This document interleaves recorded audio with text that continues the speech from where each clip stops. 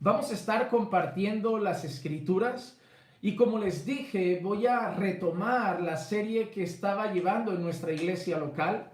En nuestra iglesia local, los domingos, estaba compartiendo una serie titulada Vida y Enseñanzas de Jesús.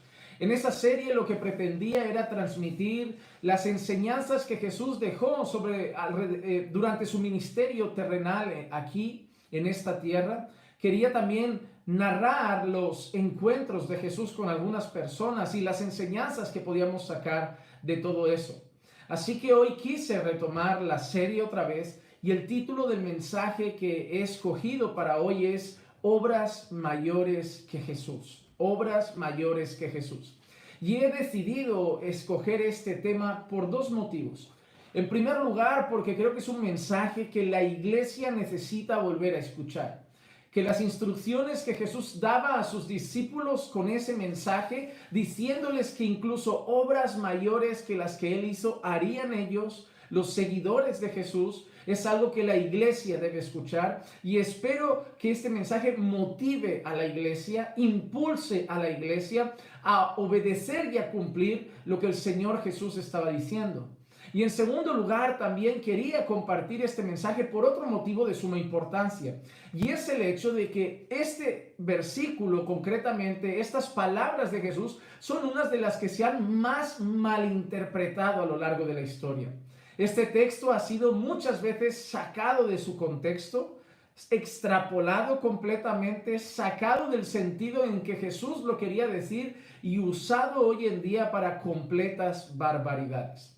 Así que lo que vamos a hacer es ir al pasaje, vamos a ir al texto bíblico y vamos a analizar el texto en su contexto y traer la enseñanza que Dios tiene para nosotros hoy, en esta tarde, a través de su palabra. Yo les pido que me acompañen al libro de Juan, Evangelios en Juan, el capítulo 14, y vamos a estar leyendo los versículos 10 al 17. Evangelio de Juan, capítulo 14, versículos 10 al 17. Y dice así la palabra del Señor. ¿No crees que yo estoy en el Padre y el Padre en mí? Las palabras que yo os digo no las hablo por mi propia cuenta, sino que el Padre que mora en mí es el que hace las obras. Creedme que yo estoy en el Padre y el Padre en mí, y si no, creed por las obras mismas. En verdad os digo, el que cree en mí, las obras que yo hago, él las hará también, y aún mayores que éstas hará, porque yo voy al Padre. Y todo lo que pidáis en mi nombre, lo haré, para que el Padre sea glorificado. Si me pedís algo en mi nombre, yo lo haré. Si me amáis, guardaréis mis mandamientos. Y yo rogaré al Padre, y Él os dará otro consolador para que esté con vosotros para siempre. Es decir, el Espíritu de verdad, a quien el mundo no puede recibir, porque ni le ve ni le conoce. Pero vosotros sí le conocéis, porque mora con vosotros y estará en vosotros. Voy a repetir ahora el versículo 12, que es donde vamos a estar centrados en la gran mayoría del tiempo. Dice así: en verdad os digo, el que cree en mí, las obras que yo hago, él las hará también. Y aún mayores que éstas hará, porque yo voy al Padre. Que el Señor nos conceda hoy poder comprender su palabra y responder a ella en obediencia y con fe. El Señor Jesús está hablando a sus discípulos y les da una gran noticia. Aquel que cree en mí, las obras que yo hago, él también las hará. Y mayores que estas, él hará también. Antes de entrar en el texto, me gustaría contar una historia. Cuando yo leía este pasaje, lo estudiaba más a fondo, escuchaba también hace tiempo la historia de un artista. Se llamaba Andrea de Verrocchio. Andrea de Verrocchio era un artista que se dedicaba especialmente a la pintura. Y él tenía un amigo que era jurista. Y ese amigo que era jurista tuvo un hijo ilegítimo, un hijo no deseado, un hijo al que él no quería dedicar su vida y sus enseñanzas. Normalmente en aquellos tiempos los padres pasaban su oficio a sus hijos, Pero aquel hombre jurista, al tratarse de un hijo ilegítimo, no quería enseñar el oficio a su hijo ilegítimo, pero se dio cuenta que aquel hijo empezaba a tener interés en el arte de su amigo Andrea de Verrocchio. Así que un día aquel hombre jurista fue a hablar con Andrea de Verrocchio y le dijo: mira, me encantaría que pudieras tomar tiempo con mi hijo, con este hijo ilegítimo, y que le pudieras enseñar sobre tu arte, enseñar sobre tus técnicas, enseñar sobre tu estilo a la hora de pintar. Y Andrea de Verrocchio accedió a tomar el hijo ilegítimo de aquel hombre jurista y empezar a enseñarle sobre las artes. Con el paso del tiempo, un día, en uno de los encargos que le hicieron a este hombre, a este artista, estaba pintando el cuadro y decidió dejar participar a aquel que estaba siendo su discípulo por los últimos años. El cuadro de Andrea de Verrocchio, en el que participó por primera vez aquel discípulo, acabó siendo el cuadro más famoso del pintor, del artista Andrea de Verrocchio. Ese cuadro se conoce con el nombre de El bautismo de Cristo. A él le gustaba pintar escenas que tenían que ver con las Escrituras. Y ese cuadro se hizo famoso porque dice la historia que por primera vez su discípulo participó en una obra y le dejó pintar concretamente dos seres angelicales que ellos quisieron representar en la esquina inferior izquierda de ese cuadro. Las personas se admiraron del talento del discípulo de Andrea de Verrocchio, que años más tarde acabaría haciendo muchas más obras, llegando mucho más lejos y llegando a muchas más regiones que lo que había llegado su maestro. El discípulo de Andrea de Verrocchio, aquel hijo ilegítimo y el que hizo que aquel cuadro de Andrea de Verrocchio, por ser su primera participación, fuera el más importante, hoy lo conocemos todos con el nombre de Leonardo da Vinci.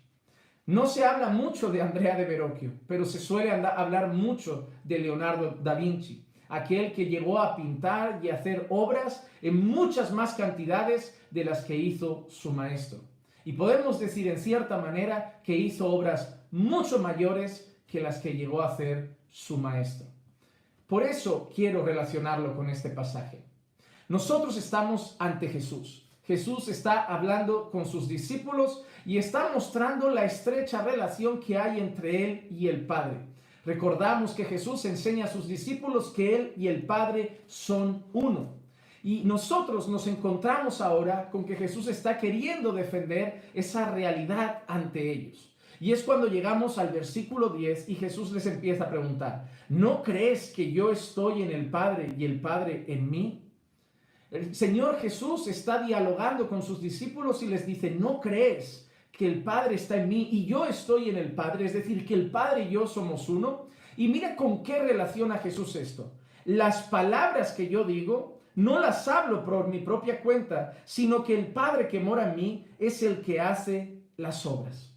El Señor Jesús ahora, para relacionar su estrecha unidad, su unidad perfecta en un solo ser con el Padre, está hablando de palabras y está hablando de obras. Está hablando de palabras y está hablando de obras. Por eso vuelve a repetir en el versículo 11: creedme que yo estoy en el Padre y el Padre está en mí. Y si no, creed por las obras mismas.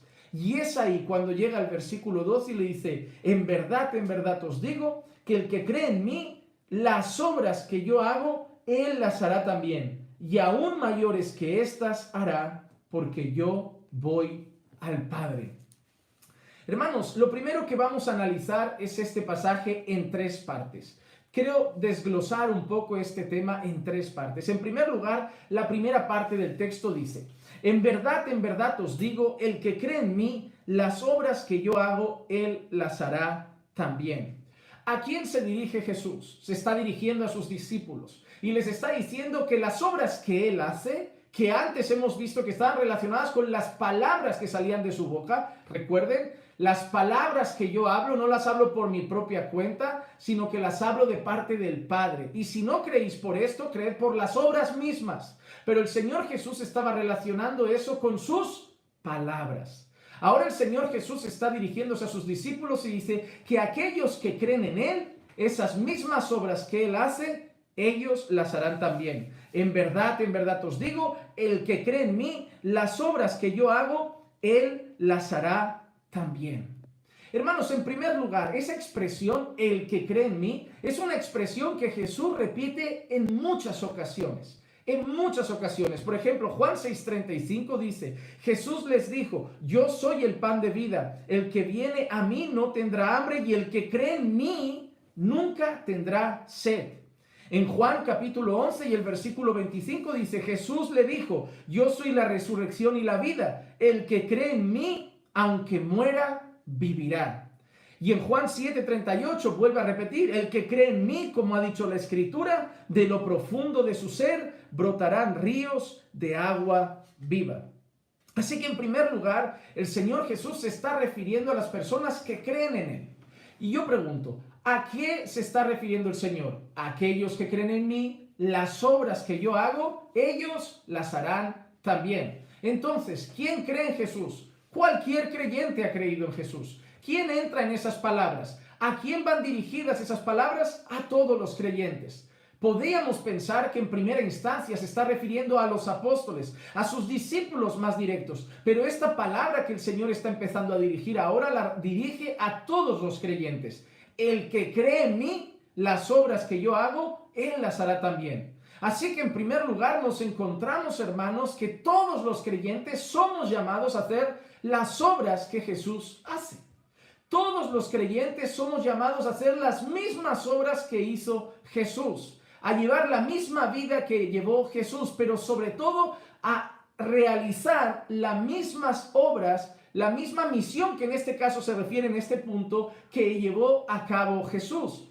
Esto no está hablando de superhombres, esto no está hablando de personas selectas, escogidas por el mundo que harán la obra de Jesús. Esto no se está refiriendo a personas especiales, con poderes especiales dentro de la iglesia, algunos selectos especiales que concretamente ellos harán las mismas obras que Jesús. No, el Señor Jesús dice, el que cree en mí, las obras que yo hago, él también las hará. Hermano, estas órdenes, estos mandatos, estas palabras de Jesús van dirigidas para todos los creyentes. Es decir, si tú eres cristiano, si has nacido de nuevo, si perteneces al pueblo de Dios, si perteneces a la iglesia de Cristo, si realmente has creído en Él, las obras que Él hizo, tú las tienes que hacer también. Esto se está refiriendo a gente común y corriente dentro del pueblo del Señor.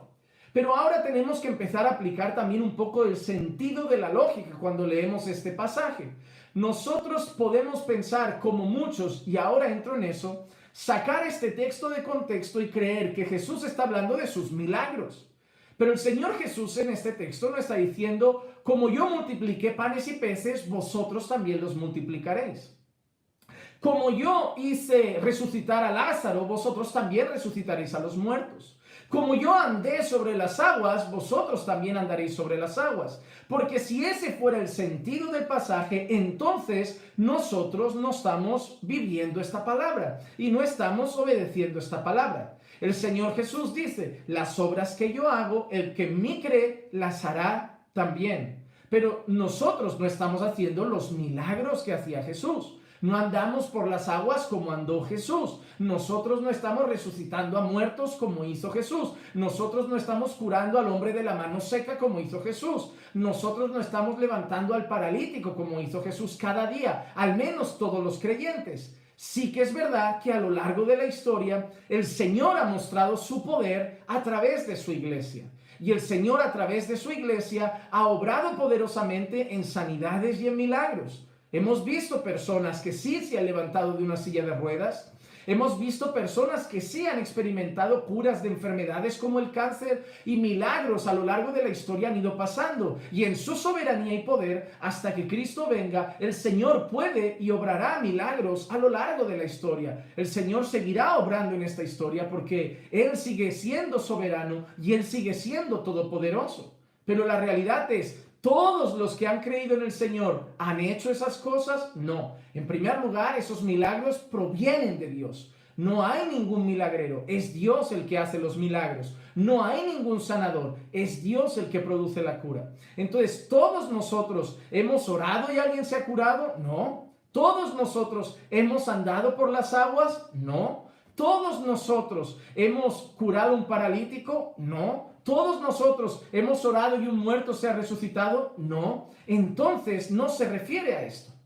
La Escritura nos enseña incluso a través del apóstol Pablo, cuando habla de los ministerios, cuando habla de los dones, el apóstol Pablo se dirige a la iglesia y le dice, ¿acaso van a ser todos apóstoles? No. ¿Acaso serán todos profetas? No. ¿Acaso, dice Pablo, ¿acaso harán todos milagros? No. ¿Acaso harán todos sanidades? No. ¿Acaso hablarán todos lenguas? Claro que no. El apóstol Pablo, en el momento en que él empieza a desglosar un poco la idea de cómo el Espíritu Santo capacita a la iglesia con dones y ministerios, deja claro a la iglesia que el Espíritu Santo reparte a cada uno conforme a él quiere, pero da a cada uno conforme a su voluntad, no a todos lo mismo. Entonces no todos los creyentes a lo largo de su vida van a orar y van a ver una sanidad, o van a orar y van a ver algún tipo de milagro. Habrá personas que nunca van a experimentar eso, digamos, de forma directa. Sí que vamos a ver a Dios haciéndolo, pero a lo mejor nosotros no lo hacemos. Y eso no nos debe hacer sentir menos creyentes. Eso no nos debe hacer sentir menos espirituales. Eso no nos debe hacer sentir menos oídos por el Señor o menos cercanos al Señor.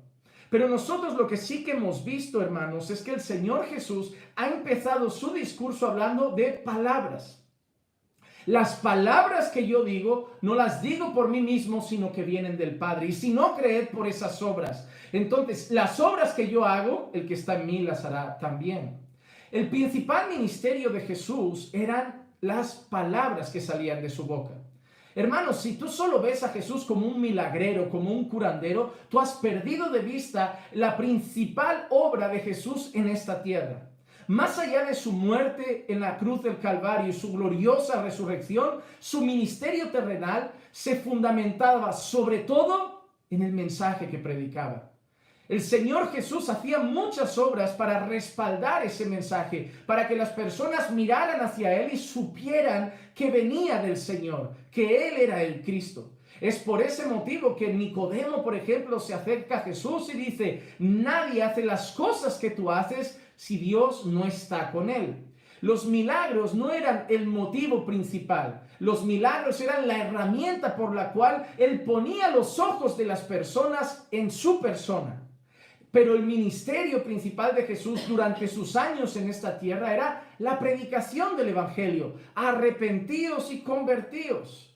Arrepentíos y convertíos, porque la meta principal de Jesús era que creyeran en Él y creyendo en Él tuvieran vida eterna. Ahora yo pregunto, ¿esa obra la podemos hacer los creyentes? ¿Esa obra la podemos hacer todos los creyentes?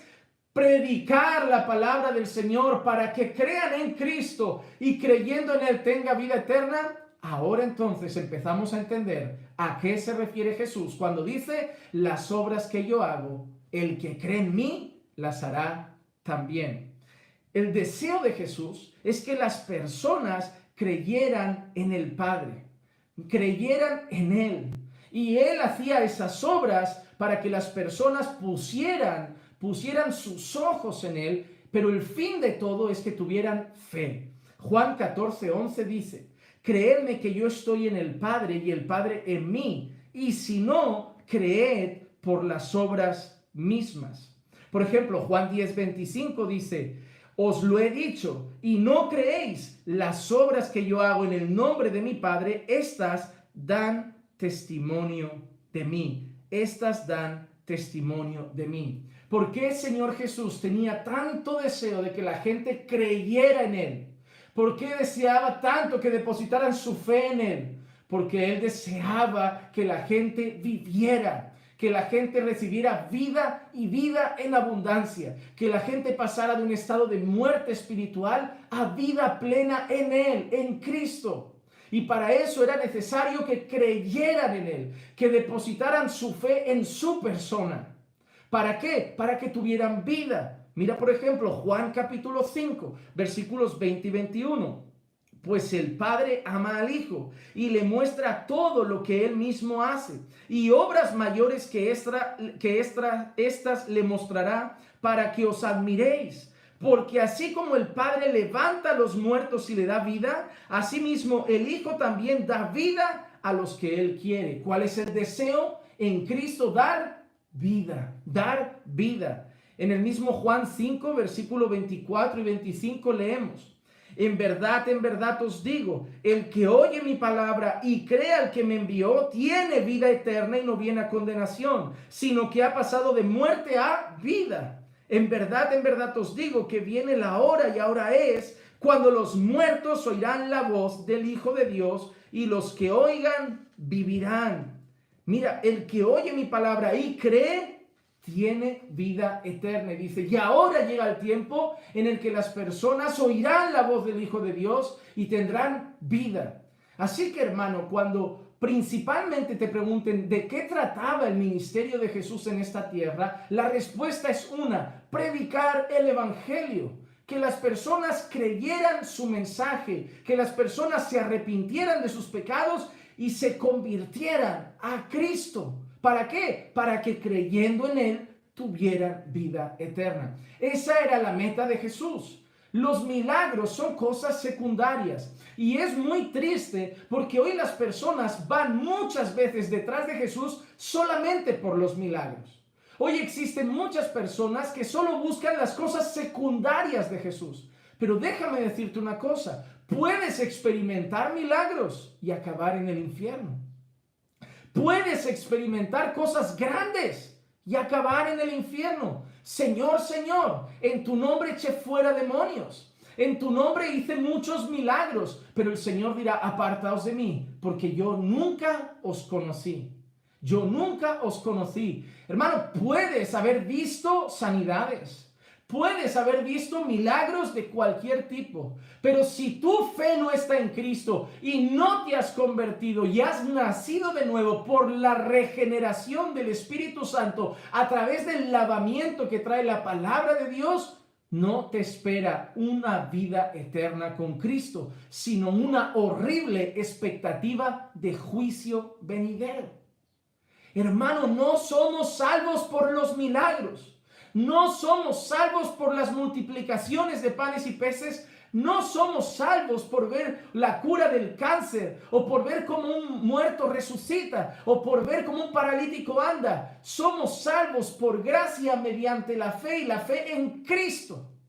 Y esa fe viene por el oír, y el oír de la palabra de Dios.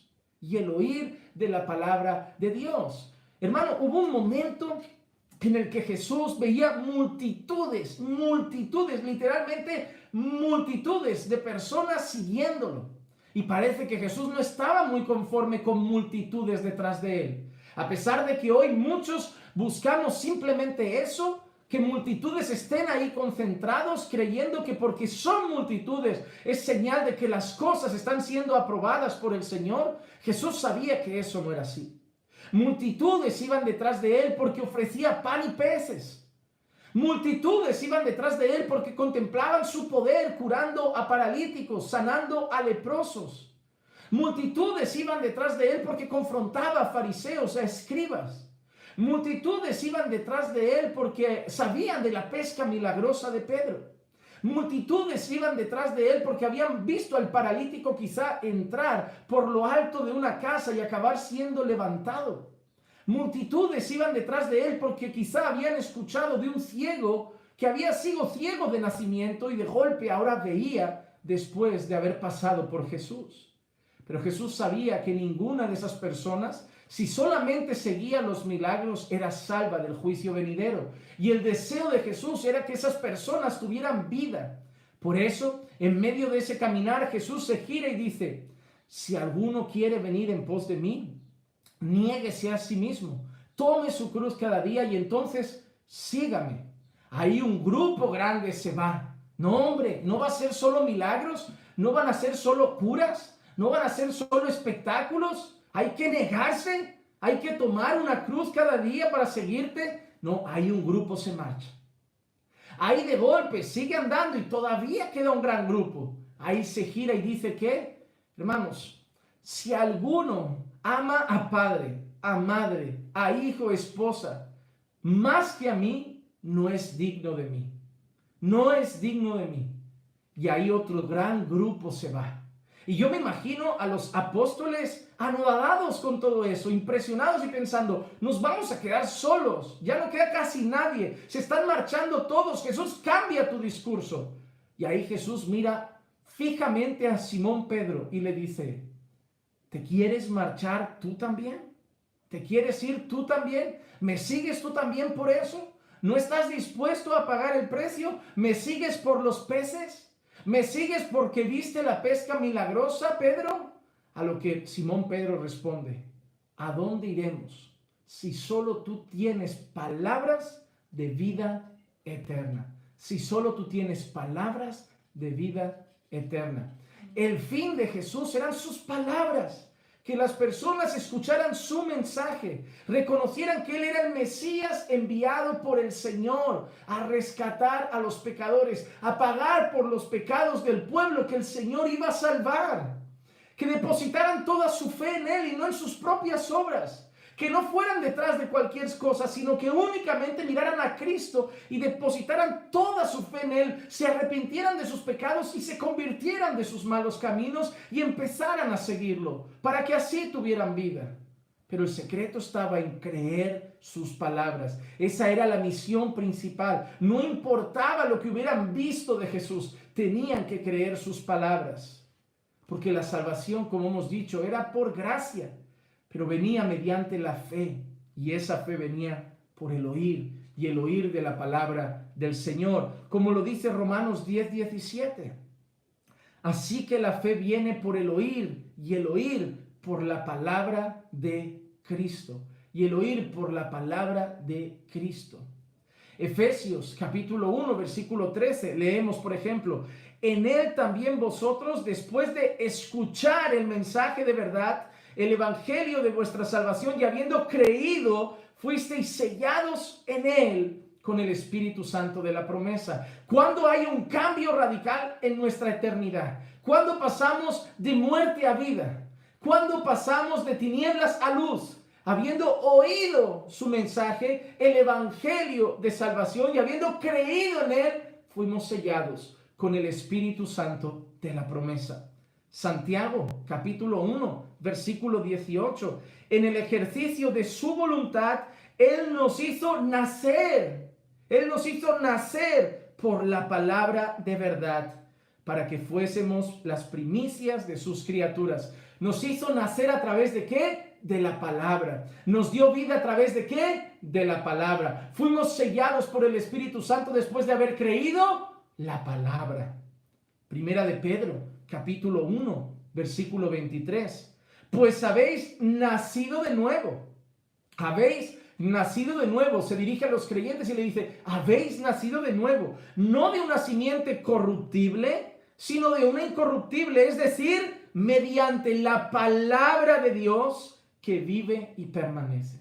Mediante la palabra de Dios que vive y permanece. Lo ha dicho Santiago. Lo ha dicho Pedro. Lo ha dicho Pablo a los Efesios, lo ha dicho Pablo a los romanos, a los hermanos que están en Roma. También lo dice a los Corintios. Primera carta de Pablo a los Corintios, capítulo 1, versículo 18. Porque la palabra de la cruz es necedad para los que se pierden, pero para nosotros los salvos es poder de Dios. La palabra de la cruz, el mensaje de Cristo y Cristo crucificado, que es lo que Pablo predicaba, él lo decía, porque nosotros predicamos a Cristo y Cristo crucificado, y eso es poder de Dios para los que se salvan. Pero para los que no se salvan, para los que se pierden, es necedad, es locura. El apóstol Pablo sabía que el foco de su ministerio estaba en su mensaje, y por eso él claramente exalta ese mensaje diciendo, porque yo no me avergüenzo del evangelio, porque es poder de Dios para salvación, es poder de Dios para salvación de todo aquel que cree, del judío primeramente y también del griego. Entonces, primera parte que hemos dicho, hermanos, el Señor Jesús mira a sus discípulos hablando de palabras y les dice, las obras que yo hago, el que cree en mí, las hará también. Así que en primer lugar, ¿a qué obras se refiere Jesús? A dar testimonio del mensaje de Dios, a llevar el mensaje del Evangelio, al mensaje que iba a traer vida a aquellos que estaban muertos en sus delitos y pecados. ¿A qué se refiere Jesús? A la tarea que dejó a su iglesia. ¿A qué se refiere Jesús? A la misión que dejó a su iglesia. ¿Y qué misión dejó Jesús a su iglesia? ¿Que hiciera milagros? No, iban a pasar, sí, pero no era la misión. ¿Que curaban enfermos? No, iba a pasar, pero no era la misión. ¿Cuál es la misión? Ir por todo el mundo y predicar el evangelio a toda criatura. Hermano, es triste ver cómo en nuestro tiempo la misión de la iglesia se está sustituyendo por tareas secundarias. Hermano, miren, voy a ser honesto con esto. Me parece bien que las iglesias quieran hacer obra social. Hay muchas iglesias que hacen obra social y en estos tiempos es bueno y hay que ayudar al prójimo. Pero también hay iglesias que cuando acabe todo esto y vuelvan a la normalidad tienen un servicio de obra social, alimentar al necesitado, y no tengo nada en contra. Es maravilloso que el pueblo de Dios muestre gracia y misericordia a través de eso. Pero cuando alguien te pregunte, ¿tú qué haces para el Señor? No les digas, yo hago obra social, porque esa no es tu misión. Cuando te pregunten, ¿tú qué haces para el Señor? No les digas, yo soy de la alabanza, porque esa no es tu misión. Cuando te pregunten, ¿tú qué haces para el Señor? No les digas, yo estoy en un grupo de teatro, porque esa no es tu misión. Cuando te pregunten, ¿tú qué haces? No, hermano, miren, vamos a ser honestos. Podemos participar en obra social. Podemos participar en el grupo de alabanza. Podemos participar siendo maestros de la escuela infantil con los bebecitos, con los nenes más pequeños. Podemos participar repartiendo alimento a los necesitados. Podemos participar editando vídeos y siendo parte de los que se dedican al medio audiovisual y de redes sociales de la iglesia. Podemos participar con actividades juveniles, podemos participar en la tesorería de la iglesia, podemos participar como diáconos dentro del cuerpo de Cristo, pero esa no es la misión de la iglesia. Esas son tareas, son ministerios, son labores que podemos hacer dentro de la iglesia y es lícito, pero nada de eso puede darnos por satisfecho creyendo que haciendo eso yo ya sirvo para el reino de Dios. No. Porque la tarea de todo creyente, de aquellos que creen en Jesús, es ir y predicar el evangelio a toda criatura. Voy a ser más directo.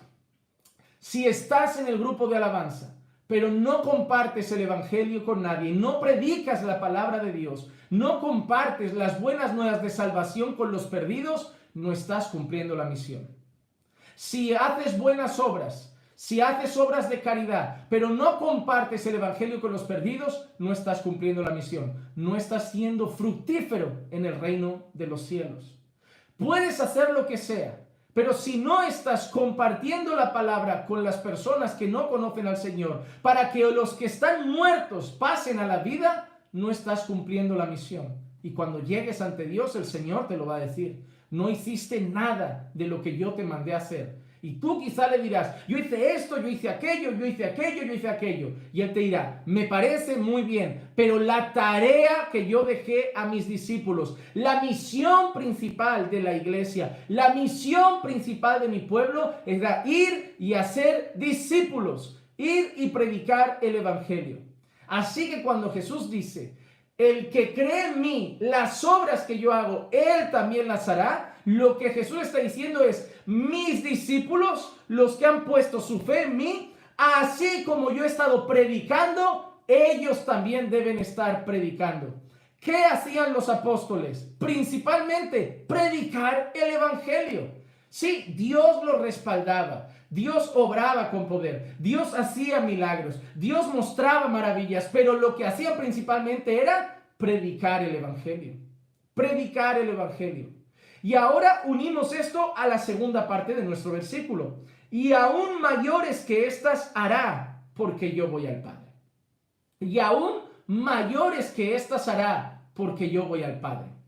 ¿Qué está diciendo el Señor Jesús? Si entendemos que se refiere a predicar el evangelio, unido con toda la tarea que el Señor nos ha dado. ¿A qué se refiere Jesús? Aquellas personas que hoy sacan de contexto este versículo dicen: nosotros ahora haremos cosas más grandiosas que las que hizo Jesús. Hermano, no hay que ser muy inteligente, no hay que ser un catedrático o un teólogo muy elocuente y muy perspicaz para saber que eso no tiene sentido. El Señor Jesús trajo vida a los muertos. ¿Qué hay mayor que eso? El Señor Jesús salvó a pecadores de la ira de Dios. ¿Qué hay mayor que eso? El Señor Jesús resucitó de entre los muertos. ¿Qué hay mayor que eso? Hermano, no tiene sentido decir que obras mayores harás. ¿Harás obras más grandes que resucitar a los muertos? ¿Qué obras más grandes? Ninguna obra que hayamos visto en la historia hecha por Dios a través de su iglesia es mayor en grandeza, en majestuosidad, en poder y en ningún otro sentido que las que Jesús hizo. Cuando Jesús se refiere a obras mayores que las que yo he hecho, harán, a obras más grandes que las que yo he hecho, harán porque yo voy al Padre, ¿a qué se refiere Jesús? Que nosotros alcanzaríamos más de lo que Él había alcanzado. Y eso sí que tiene sentido. Por ejemplo, cuando nosotros vemos Hechos, capítulo 1, versículo 8. Pero recibiréis poder cuando el Espíritu Santo venga sobre vosotros y me seréis testigos en Jerusalén, en toda Judea y Samaria y hasta los confines de la tierra. Y hasta los confines de la tierra. Cuando el Señor Jesús les deja en Mateo 28 la gran comisión, les dice: id por todo el mundo y predicad el evangelio a toda criatura, bautizándolos en el nombre del Padre y del Hijo y del Espíritu Santo, enseñándoles a guardar todas las cosas que os he mandado, y he aquí, yo estoy con vosotros todos los días hasta el fin. El Señor Jesús había llegado a algunas regiones de Galilea. Había predicado por las zonas de Nazaret, habría predicado en el centro y en las zonas exteriores de Jerusalén, y por toda esa región el Señor alcanzó a pecadores. Pero su ministerio, a los 33 años y medio aproximadamente de edad aquí en la tierra, termina y Él se marcha con el Padre. Y Él solo ha podido llegar a un grupo de pecadores con el mensaje. Él solo ha podido llevar el mensaje a unas zonas. Él solo ha podido llevar el mensaje a una región, pero Él sabe que su pueblo, que su iglesia, que sus discípulos, que aquellos que han creído en Él podrían llegar a muchos más lugares. Y ahí les dice: recibiréis poder cuando venga sobre vosotros el Espíritu Santo. Como les había dicho, os daré otro consolador, no os dejaré huérfanos. Y cuando recibáis el poder del Espíritu Santo, me seréis testigos en Jerusalén, en Judea, en Samaria y hasta los confines de la tierra. ¿Qué significa me seréis testigos? Daréis testimonio de mí. Y se refiere a algo verbal. Algo verbal. A dar testimonio. ¿Cómo haces un testigo en un juicio? Que pase el testigo a dar su testimonio. ¿Qué hace? Obras, teatros, da testimonio. Da un mensaje. Cuando el Señor Jesús les dice: recibiréis poder cuando venga sobre vosotros el Espíritu Santo y me seréis testigos, daréis testimonio de mí en Jerusalén, en Judea, en Samaria y hasta los confines de la tierra. Viviendo así entonces la palabra que dice: mayores cosas que yo haréis. Llegaréis a más regiones, llegaréis a más pecadores, haréis más discípulos a través del poder que vais a recibir cuando venga sobre vosotros el Espíritu Santo. Por ejemplo, nosotros vemos al apóstol Pedro hacer milagros, usado por el Señor. Vemos a Pedro delante de un hombre diciendo: no tengo oro, no tengo plata, pero lo que tengo te lo doy. En el nombre de Jesús, levanta y anda. En el nombre de Jesús, levanta y anda. Pero no es lo principal. Ese hombre se podía haber ido y no haber sido salvo a pesar del milagro. Lo principal es lo que hizo Pedro justo después de ser empoderado por el Espíritu Santo. Cuando nosotros leemos Hechos capítulo 2 y leemos el día de Pentecostés, lo sucedido cuando el Espíritu Santo se derrama sobre los creyentes que estaban ahí reunidos, esperando ese empoderamiento según las órdenes del Maestro, según las órdenes del Señor Jesús. ¿qué hace Pedro automáticamente? ¿Un milagro? No. ¿Una cura? No. ¿Multiplica panes? No. ¿Otra pesca milagrosa? No. En cuanto Pedro es empoderado con el Espíritu Santo, lo primero que hace es cumplir lo que su maestro le había dicho. Recibiréis poder cuando venga sobre vosotros el Espíritu Santo y me seréis testigos, empezando por Jerusalén, Judea, Samaria y hasta los confines de la tierra. Entonces nosotros vemos a Pedro que en cuanto recibe el poder del Espíritu Santo, ¿qué hace? Predica la palabra. ¿Y qué pasa?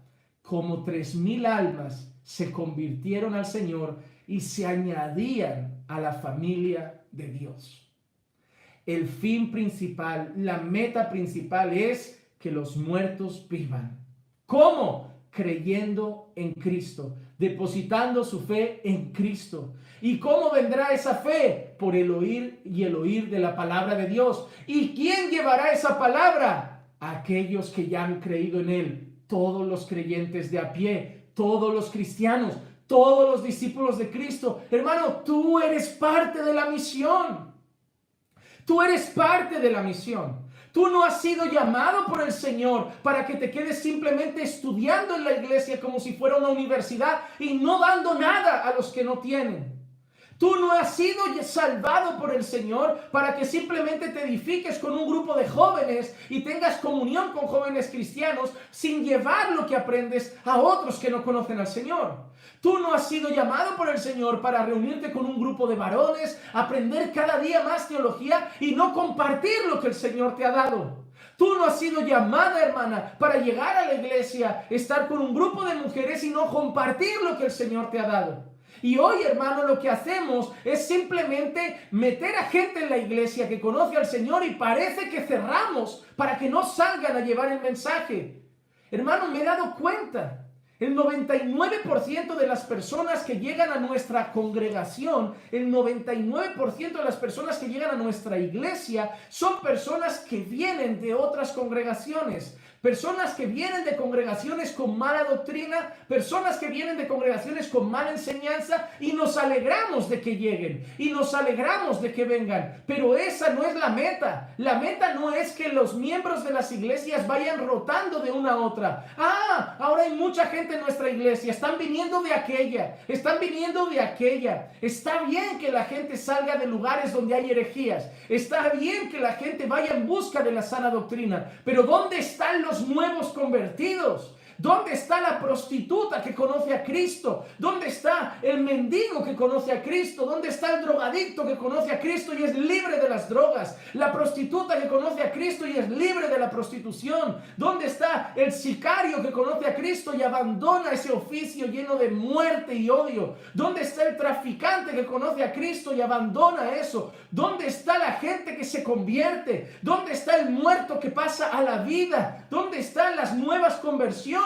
¿Dónde están los nuevos nacimientos? ¿Dónde está la misión? ¿Dónde están los perdidos siendo alcanzados? ¿Dónde está la gente cayendo postrada en arrepentimiento y fe delante del Señor? Estamos volviendo las iglesias centros de entrenamiento, centros de capacitación. Estamos engordando a la iglesia, alimentando a la iglesia, pero no estamos exportando misioneros. Y no hablo de llevarlos a la China, y no hablo de llevarlos a Pakistán, no hablo de llevarlos a Bangladesh, no hablo de llevarlos a Japón. Hablo de las calles de nuestra ciudad, de los compañeros de trabajo. Hermano, tú tienes el mensaje de salvación en ti. Llevas el mensaje que puede hacer que una persona pase del infierno a la luz, de una persona que pase del infierno al cielo. Llevas en ti el mensaje que puede hacer que una persona pase de ser esclavo de las tinieblas a ser esclavo de Cristo. Llevas el mensaje que puede hacer que una persona pase de ser hijo de Satanás a ser hijo de Dios. Y no lo podemos guardar.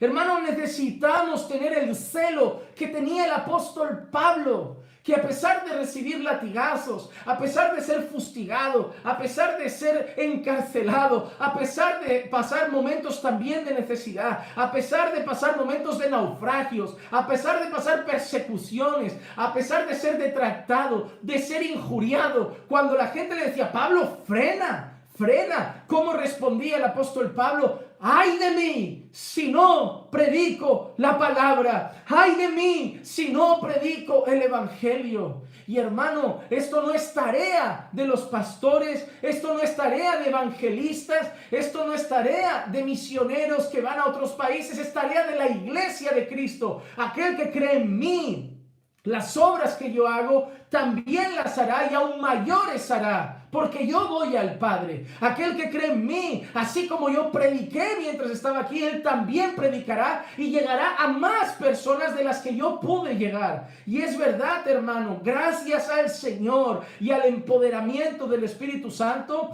la iglesia ha llegado a más regiones de las que Jesús llegó. La iglesia llegó a más personas de las que Jesús llegó durante su ministerio terrenal. La iglesia ha podido llevar el evangelio a más rincones del planeta de donde Jesús pudo llevarlo mientras estaba en la tierra. Pero faltan almas, hermano.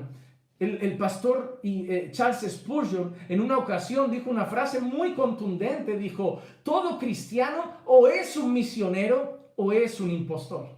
Todo cristiano o es un misionero o es un impostor. Y hermano, esa es la realidad. Hermano, la misión no está en otro país, la misión no está en cruzar un continente, la misión no está en irse a la otra punta del mundo. Cada vez que un creyente pone un pie fuera de casa, es una misión. En el camino van a haber personas que están yendo de cabeza al infierno. En el camino van a haber personas que están esclavas de las tinieblas. En el camino van a haber personas que son hijos de la ira, hijos de Satanás. Y nosotros tenemos la palabra de Dios. Nosotros tenemos el mensaje de salvación. Nosotros tenemos eso, hermano. Y yo anhelo ver un verdadero avivamiento. Avivamiento no es, hermano, ver ruido en nuestras iglesias. Avivamiento no es ver escándalo en nuestras iglesias. Avivamiento es ver conversiones. Avivamiento es ver pecadores y pecadores llegando a los pies de la cruz. Avivamiento es ver cómo Cristo, a través de su iglesia, sigue alcanzando a los más viles, a los peores de esta tierra. Avivamiento es ver cómo la iglesia cumple su misión y la gente cae postrada por el poder del evangelio y gente salvada por el poder del evangelio. Hermano, está bien estudiar, está bien capacitarse. Yo soy el primero que da importancia al estudio de las escrituras, porque si no las conocemos no podemos dar un buen testimonio de Cristo, un testimonio verdadero. Está bien aprender, está bien crecer como cristianos,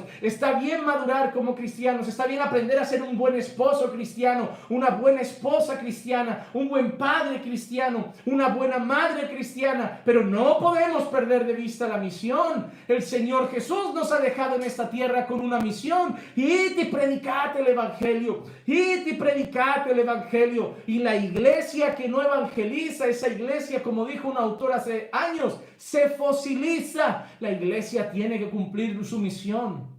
Y hermano, el poder y la misión no están en teatros, no están en danzas, no están en métodos carnales. No, a mi iglesia está llegando mucha gente. No, la gente que llega a la iglesia por atracciones carnales, por música, por teatros, por mimos, por fiestas, por rifas, por sorteos, por juegos, por actividades, por días de cine. Esa no es la misión. La misión es ir y predicar el evangelio. No está el poder en una obra de teatro, no está el poder en unos mimos, no está el poder en la música, está el poder en el evangelio, en predicar la palabra. Y a veces no creemos en el poder que tiene la palabra y no creemos en el poder del Espíritu Santo a través de la palabra, y queremos hacer un montón de cosas para atraer a las personas y queremos hacer un montón de cosas para volverlos más sensibles, para tocar sus corazones. Queremos hacer el trabajo de Dios. Queremos ayudar a Dios, pero Dios no nos necesita para ese trabajo. Dios no necesita la ayuda del hombre para tocar el corazón de las personas. Dios no necesita que creemos una atmósfera con luces bajitas y con un piano de fondo para sensibilizar un corazón. No, Pedro predicó la palabra. No había piano de fondo, no había teatro, no había ni siquiera canciones, pero Pedro predicó lleno del Espíritu Santo y como 3,000 almas se convirtieron al Señor, porque el poder no está en el pregonero, el poder no está en el mensajero, el poder no está en el hombre, el poder está en el Espíritu de Dios, y el Espíritu de Dios obra a través de la palabra del Señor. Cada día que se predica hay salvación, puede haber salvación. Y no te frustres, tú predica, aunque te rechacen, predica, aunque te den la espalda, predica. Sé como Noé, si hace falta, aunque nadie se convierta, tú predica, pero tú cumple la misión que Dios te ha dado como creyente. Esto no es para algunos cuantos escogidos. Esto no es para algunos cuantos selectos dentro del pueblo de Dios. Esto no es para los pastores. Esto no es para los misioneros. Esto es para todo aquel que cree en mí, todo creyente. Si tú eres cristiano, hoy Jesús te está desafiando. Cumple la misión que te he dado, hijo. Cumple la misión que te he dado, hija. Deja de lado la vergüenza, deja de lado el miedo, deja de lado el temor, deja de lado la pereza, deja de lado los entretenimientos de este mundo. Tú no estás en esta tierra para estar todo el día con videoconsolas. Tú no estás en esta tierra para estar todo el día con Netflix. Tú no estás en esta tierra para estar todo el día en redes sociales. Estás aquí para llevar a cabo la misión de la iglesia, para que se expanda el reino de Dios en este mundo. Hermanos, Dios nos ha dado una misión mucho más importante que ir al cine, mucho más importante que ir a la playa, mucho más importante que deleitarnos en las vacaciones, mucho más importante que entretenernos con la televisión. Nos ha dado una misión. Id y predicad el evangelio, id y predicad el evangelio, alcanzad las naciones para la gloria de Dios, alcanzad cada ciudad para la gloria de Dios, predicad a los pecadores para la gloria de Dios. Esa es nuestra misión, y la iglesia la está perdiendo de vista. La está perdiendo de vista. Hermano, está bien hacer otras cosas. Está bien edificarnos como creyentes. Está bien crecer como creyentes. Pero no podemos perder de vista la misión. Hermano, ¿a quién estás predicando? ¿Qué compañeros de trabajo hay en tu lugar de trabajo que todavía no conocen al Señor, pero ni siquiera no han oído el evangelio una vez a través de tus labios? Tus vecinos, tus familiares. No se trata de que sepan que tú eres cristiano, se trata de que sepan quién es Cristo. No basta con que sepan que tú eres cristiano. Tienen que saber quién es Jesús y tienen que escuchar el mensaje del evangelio. ¿Y cuál es el objetivo? ¿Qué sigue diciendo Jesús? Y todo lo que pidáis en mi nombre lo haré, para que el Padre sea glorificado en el Hijo, para que el Padre sea glorificado en el Hijo. El Señor quiere que no solo testifiquemos con nuestra boca, sino que además testifiquemos con nuestra vida, y que nuestro mensaje y nuestra vida dé la gloria al Señor. El fin principal de todo lo que hacemos en esta vida es la gloria de Dios. La gloria de Dios. Cuando alguien me pregunta, Juan Manuel, ¿cuál es el motivo por el cual debería casarme? Para glorificar a Dios en tu matrimonio. ¿Por qué debo ser esposa? Tienes que ser una esposa para la gloria de Dios. ¿Qué tipo de esposo debo ser? Un esposo para la gloria de Dios. ¿Cómo es un buen hijo cristiano? Es un hijo para la gloria de Dios. ¿Cómo son unos padres cristianos? Son padres para la gloria de Dios. Si todo lo que hacemos no tiene como meta la gloria de Dios, hemos perdido la visión, hemos perdido la meta, hemos perdido el objetivo principal, la labor principal de nuestra existencia, de nuestra estancia en esta tierra. Ya sea que comáis, ya sea que bebáis o que hagáis cualquier otra cosa, haced todo para la gloria del Señor. Nuestra vida debe dar la gloria a Dios. Nuestra palabra debe dar la gloria a Dios. El mensaje que predicamos debe dar la gloria a Dios. Y si cumplimos la misión es para la gloria de Dios, no para mi propia exaltación, para decir, yo he traído a 20, pues yo he traído a 30, yo he llegado a 40, yo he llegado a 500, sino Dios. Y Dios sea glorificado, pues es Él el que toca a los pecadores, es Él el que transforma sus corazones, es Él el que les da vida cuando están muertos y delitos y pecados. Nosotros solo somos un filtro, pero Él es la fuente de agua. Él es la fuente de agua viva. Nosotros solo somos tuberías. Solo somos tuberías que dejamos pasar a través de nosotros ese agua que ya hemos recibido para que nunca más tengamos sed. Y ahora de nosotros brotan manantiales de agua viva, pero nosotros somos las cañerías. Él es la fuente. Él es la fuente. Y no hay jactancia ninguna en nosotros. Yo soy un ganador de almas. Dios es el que gana las almas. Yo soy un mensajero. Hermano, el fin de todo lo que hacemos en esta vida es la gloria de Dios. Mateo 5:16 dice: así brille vuestra luz delante de los hombres, para que vean vuestras buenas acciones y glorifiquen a vuestro Padre que está en los cielos. Y glorifiquen a vuestro Padre que está en los cielos. ¿Y qué debemos hacer, hermanos? ¿Qué debemos hacer? Rogar al Padre. Rogar al Padre. El otro día hablaba con un hermano y me preguntaba: si es Dios el que salva, si es Dios el que salva, ¿yo qué hago? Tú predica. ¿Y cómo puedo ayudar a los perdidos aparte de predicar? ¿Qué puedo hacer por los perdidos? Predica y ora. Y ora. El Señor desea que oremos.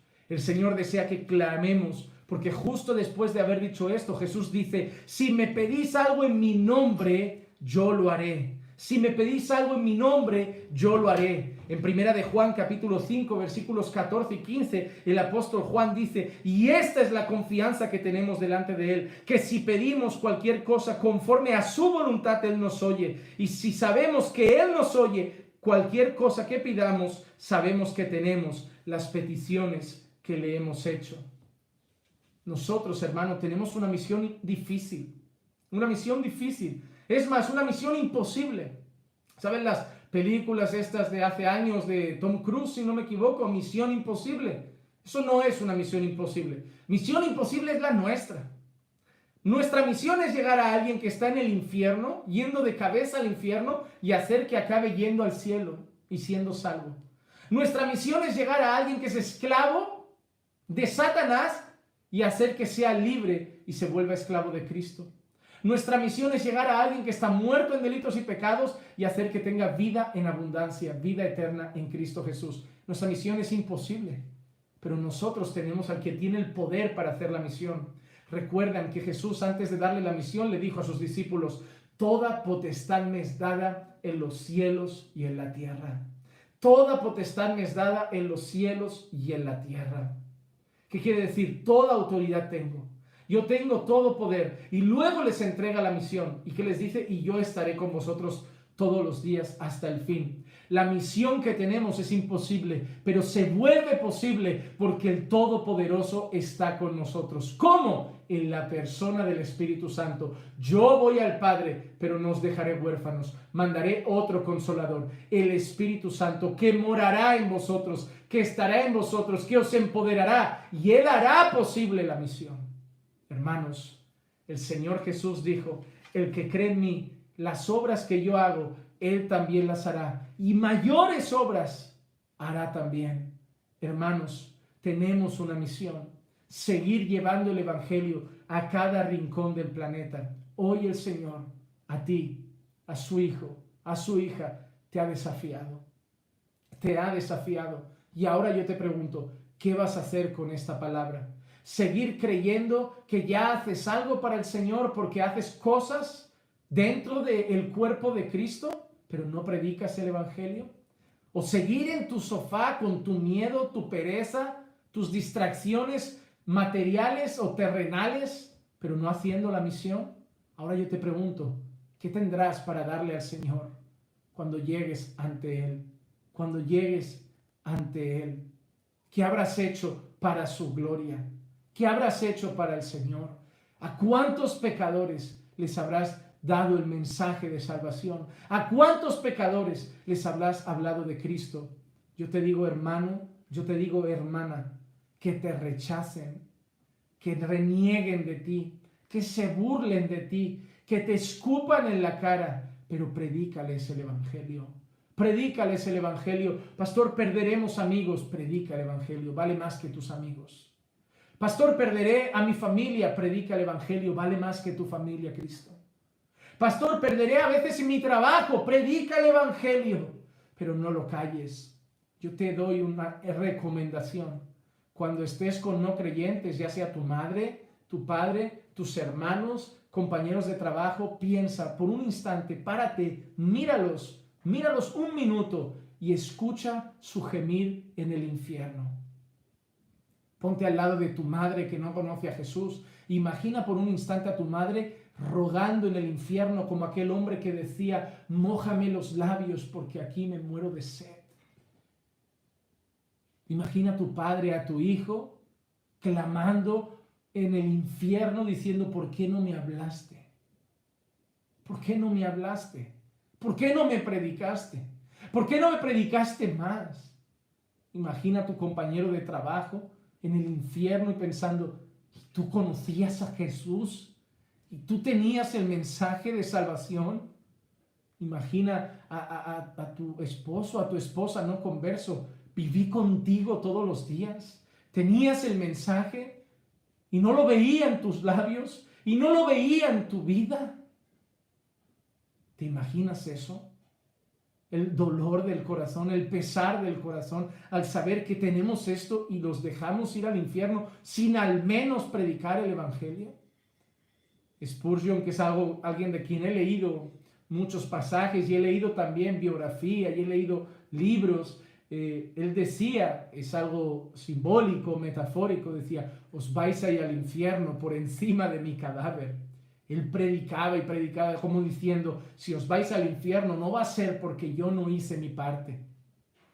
Hermanos, los apóstoles murieron por este mensaje. Discípulos de los primeros siglos dieron su vida por este mensaje. Acabaron en la hoguera por este mensaje. Acabaron comidos por fieras por este mensaje. Destrozados por gladiadores por este mensaje. Desterrados por este mensaje. Quemados vivos en plazas públicas por este mensaje. Fustigados, golpeados con latigazos, torturados por este mensaje. Ahorcados por este mensaje. Pero no cesaban de predicar. Cuanta más sangre caía al suelo, más predicaban el evangelio y más el evangelio corría por el mundo. ¿A ti qué te van a hacer? No te van a fusilar, no te van a quemar vivo. ¿Te da miedo el rechazo? Ahora pregúntate, ¿es miedo o es pereza? ¿Es desgana? ¿Estás distraído con tantas cosas? ¿Ocupado con tantas cosas? ¿Saben qué? El mundo va detrás de esas cosas y no tiene de malo ir detrás de estudios, de una formación académica, de un buen trabajo, dedicarse a estudiar, a leer otras cosas, dedicarse a veces a un tiempo libre para el recreo, pero no olvides tu misión. No te estoy diciendo que ahora solo hagas eso, pero observa tu corazón. La realidad no es que tú no quieres agarrarte a eso. Tú quieres agarrarte a eso y decir, Juan Manuel, es que estás diciendo que no se puede estudiar. No, sé honesto contigo. Yo no te digo que eso no se puede. Estoy diciendo que no es tu principal objetivo en esta tierra. Dios no te tiene en esta tierra salvado para que solo seas un buen arquitecto, para que solo seas un buen cirujano, un buen médico, un buen, barrendero, policía, juez. El Señor quiere que cumplas una misión.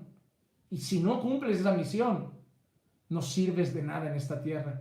Puedes ser un gran arquitecto, un gran médico, pero para el Señor no sirves de nada. Hermano y hermana, te voy a decir algo. Si no estás predicando a los perdidos, si no estás predicando el evangelio a los que no conocen al Señor, tú y yo no servimos de nada para Dios en esta tierra. No servimos de nada. Los apóstoles sabían, cuando hayamos hecho todo lo que tenemos que hacer, nos llamarán siervos inútiles somos. ¿Por qué siervos inútiles? Porque solo hemos hecho lo que teníamos que hacer. Y yo termino con esta palabra y no te va a gustar. Pero si tú estás haciendo todavía menos de lo que tienes que hacer, eres menos que inútil. Ellos eran siervos inútiles porque habían hecho lo que tenían que hacer puro y duro. Y tú, que no lo estás haciendo, ni siquiera llegas a poder decir, un siervo inútil soy. Sal del sofá, sal de tu comodidad, sal de tus distracciones. Hazte un buen equilibrio en tu agenda y recuerda que la prioridad es esta. Predica el evangelio. Si el Señor te ha salvado y no te ha llevado ya con Él, es porque tienes una tarea en esta tierra. Es porque en la eternidad no hay pecadores que salvar. Están aquí y tú y yo tenemos que predicarles. Aquellos que creen en Jesús, las obras que Él hizo harán y mayores que esas harán también. te animo, te reto y te desafío, hermano y hermana, a que juntos cumplamos la misión y veamos pecadores llegar a los pies de la cruz. Vamos a orar y dar gracias al Señor por esta tarde.